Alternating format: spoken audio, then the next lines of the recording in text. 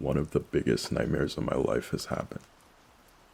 Well, I don't even know how to start. I live alone. I'm 21 years old and I live in a low-income apartment because I'm in college, and the money doesn't allow me to buy a newer one. It all started when I was in my normal routine. I woke up, made coffee for myself, and went to work. That week I had left earlier because there was a power outage at work. I left at 3 p.m., took my bus, and got ready to go straight to college. It's a bit far from where I lived, so it was always a challenge to take a crowded bus every day.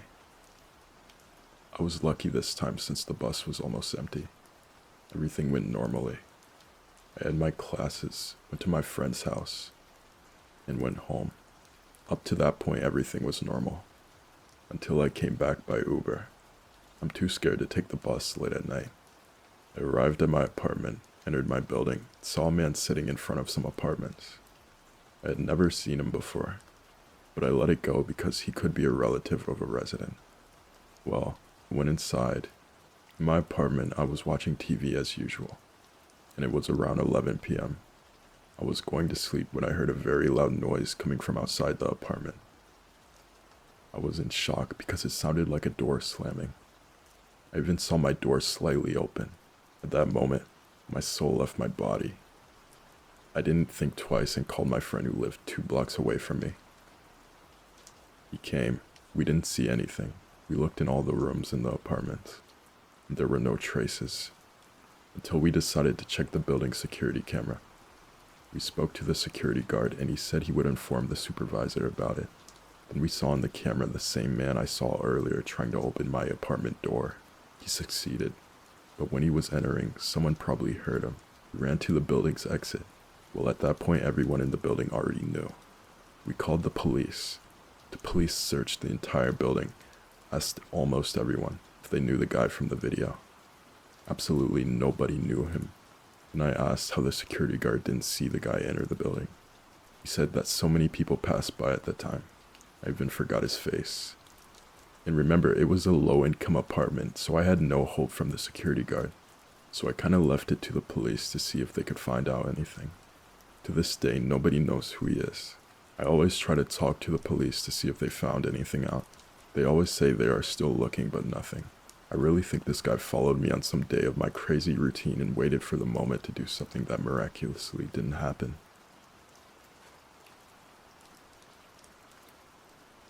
Back in late 2023, I began seeing a man in my neighborhood walking his dog. I would see him in the morning when I went to work, maybe 2 to 3 times a week. He was an average-looking guy, maybe in his 60s. I would see him again regularly when I came home. Since I worked an 8 to 5, I didn't think much of it. Just assumed we had similar schedules. He always wore the same blue jacket. Didn't think much of it because it looked like a rain or a wind jacket, so I thought it was just something he threw on to walk the dog. He would stare a lot when he walked by, but again, assumed maybe he was lonely and didn't think too much of it. One day I asked him if he had got the end of the year letter from the HOA, and he seemed confused. I repeated myself, and he said he hadn't received anything yet. I wrote this off as well. I assumed he was caught off guard. I had been seeing him daily for months, but we never spoke. He genuinely seemed shocked by me speaking to him. I told him to keep a lookout for it, and he just stared and went back to walking his golden retriever. I began seeing him even more after this. By Christmas, I was seeing him at least once a day, if not twice. I treated him like every other neighbor, and did a quick neighbor wave when I saw him walking his dog. In March, I separated from my husband. He moved out and took the dog. He owned him before I came along, so I understood. Since I was now all alone and sad, my mom stayed with me for a while. She doesn't work, so she would be at my house during the day while I was gone. She noted the same guy always walking by. She noticed he always stared too, but it was kind of odd.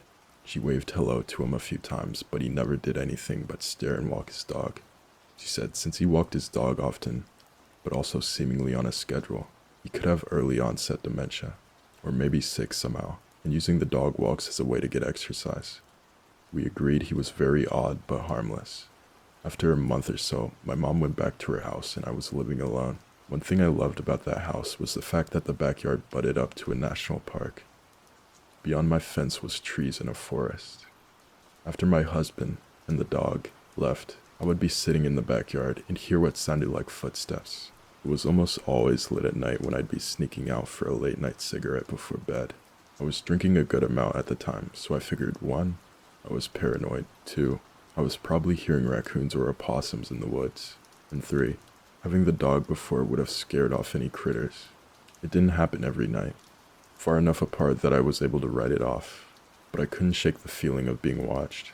My fence had horizontal planks rather than your more standard vertical style. There were gaps you could see through if you were right on it. I looked over the fence in the daylight for a sign of anyone back there. The National Forest kept firebreak cleared between the edge of the forest and the back of homeowners' property, so it was difficult to tell if anyone had been there or not. I started noticing lighters and cigarettes missing from the backyard. I would swear I had almost a full pack going to bed, but when I checked the next day it would be half empty. I wrote this all off due to my heavy drinking. My cousins started coming over and helping me do some handiwork around the house.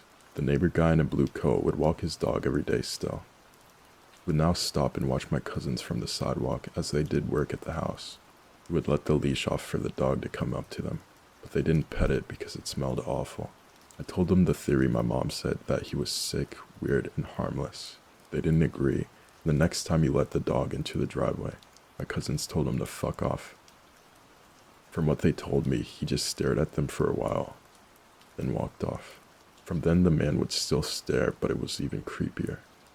When I would drive by, he would stop and watch me, as in physically turn his body to follow my car as I went by. I would wave as if it were any other neighbor, as I always did, and he didn't flinch. Around June, a friend of mine moved in. She was going through a divorce as well. I was happy to have someone to hang out with after work. We had a lot of fun drinking and burning fires in the fire pit. And it began again, the sound of footsteps in the woods. We were both drunk, so we ran inside and laughed it off. This happened a handful of times over the next few months. I would hear things more often when I was alone. My roommate split her time, so she was never with me on the weekend. She noted that the creepy guy with his dog, he seemed to be walking his dog whenever I left for work, around 7:30, and again, when she was leaving for work, at 8:30. He would let his dog out to her daily, and she would pet the dog at first. She stopped because the dog smelled so bad, and the man never spoke.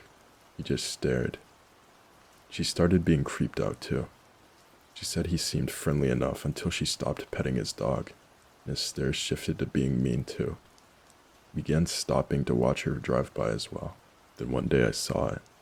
I saw him down out past the entrance of the neighborhood, in the tree line of the forest. He was clearly walking into the woods. That's when it clicked. Why he wore the same clothes every day. Why he seemed to be there with his dog every day we left the house. Why they smelled so bad. Why I was hearing things in the woods. I almost began to panic. Surely a man wasn't living in the woods watching me. Surely this man hasn't been watching me through my fence for almost a year at this point. The whole time this was happening, the house next door was empty. It was a rental and the previous tenants left and it sat. I started thinking back and I began seeing the man sometime after the previous tenants moved out. I tried my best not to panic and started looking into trail cameras to film behind my fence. I told my roommate about my theory and she said I sounded crazy at first. She jokingly started yelling for him to go away and leave us alone. Then we literally started hearing footsteps in the woods at the moment and ran inside. Before I could even order a camera, they rented the house next door. It was just days after I told my roommate what I thought was going on. A family with a dog and 2 kids moved in. The last time I saw the man walking his dog was the morning the family moved in. I came home from work to see the moving truck. When I introduced myself to the new neighbors, I asked about the woods beyond the house. They didn't have a fence. I asked if they found anything back there, and they said they did, but it was just random junk they threw out. I didn't say anything more. I contemplated telling them, but I figured I would sound insane. I believed this man was living behind their house and watching me through my fence. I never had any cameras in the backyard, so I can't say for certain if he ever crossed the fence.